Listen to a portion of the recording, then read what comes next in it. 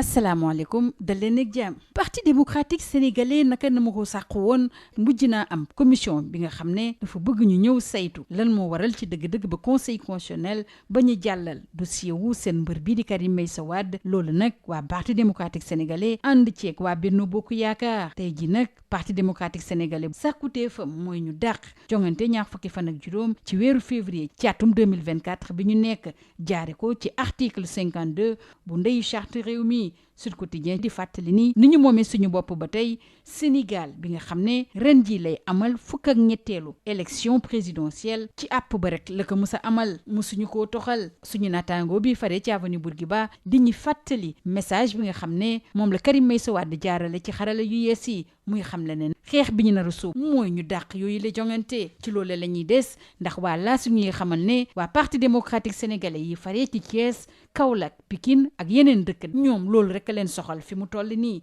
jëmale ci boobu la dàq Sud Quotidien waxtaan naag Ndiogou Sarr jàngalekat la teg ci di gëstukat ci droit public ci université Cheikh Anta Diop bu Ndakaaru muy xamle ni dàq ay élection nag mënul ne xanaa kay ñi ko bëgg seppi lu leen neex ci ndeyu charte réew mi yëggeek nu leen neex askan wi naka nañu ko bëree def suñuy ne daal dafa am ay crise ci institution yu ci suñu réew loolu may ñu sax nag ñu jàll ci liggéeyub commission d'enquête boobu nga xam ne samp nañu ko ci àllarba bi ñu génn waa laa si xam le ne soobu nañ ci liggéey bi ndax démb ña ca bokk amal nañ seen réunion bu njëkk ngir teg seen bureau te ñu bokk ci boobule commission du ñenn ñu dul député yi fare ci Benno Bokk Yaakaar ak ñi fare ci groupe parlementaire liberté démocratie ak changement dañuy des ci boobule jogante ak le quotidien muy xamle ni jogante la boo xam ne lu bëri leeru ca bi ci njëkk di double nationalité bu Rose Wardini suñu naataangoo bi di fàttali ne pour nekk candidat jëmale ci présidentielle ci yooyu la jogante nag mbër mi koy sàqu nag benn nationalité rek la war a am muy bu suñu réew madame Rose Wardini te wanul gannaaw nationalité française am bi nga xam ne moom la am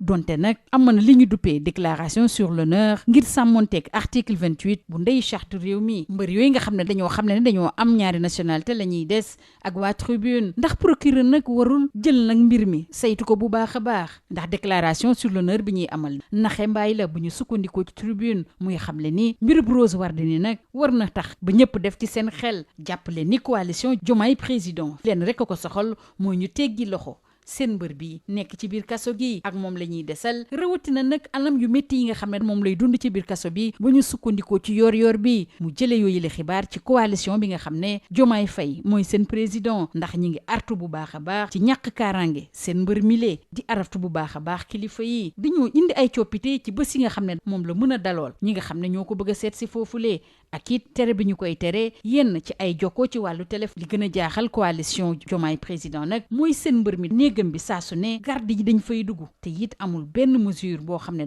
jël nañu ko jëmale ci wàllu kaaraangeem ci mbir moomu la ñuy des ndax soxal na it waa réew mi quotidien ndax bu weesoo garde yi nga xam ne dañ fay dugg saa su ne mel ne am na lu ñuy wër coalition Diomaye président seen xel dalul it jëmale ci ñam yi nga xam ne moom lay jëfandikoo foofulee ña ngi koy yeggee président Macky Sall ngir jongante yooyu jaar ci yoon nag suñu réew wan nañu yoon bi nag ñi nga xam ne ñooy mbëri ngir mu jaar fi mu doon jaar da leen jébbal benn bataaxal boo xam ne juróom-ñaari ponk la ca def ngir daal jàmm gën a sax si suñu réew ñu waxtaane nag juróom fukki candidat yi nga xam ne wóor na leen ne duñu bokk ci yooyu la jongante ñoom nag yeggee nañu mbootaayu xeet yi jaarul yoon jëmale ci boobu la jongante am na it am ndaje goo xam ne dana am seen digg ki nga xam ne mooy teewal ki jiite mbootaayu xeet yi di Antonio Guterres bu ñu sukkandikoo ci tribune muy xam le ne nag waa Union européenne dinañ leen dalal balaa ñuy jàkkaarloog taskatu xibaar yi jàpp leen ne benn arrêté bu bawoo ci ministre de l'intérieur maître Sidiki Kaba mi ngi tere lépp lu jëm ci yore ay ngànnaay wala boog loo xam ne mën na kalaatee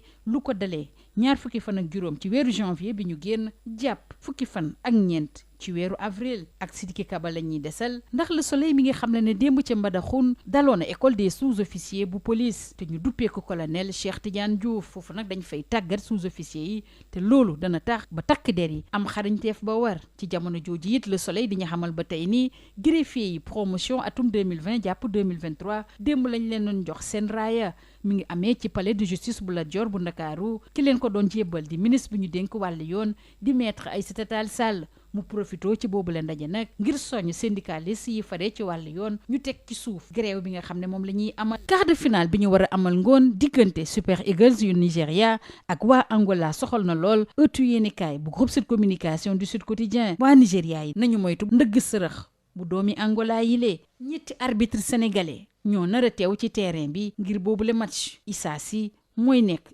arbitre central. beneen quart de finale bi nar a am ci diggante RD Congo ak Guinée. dañuy des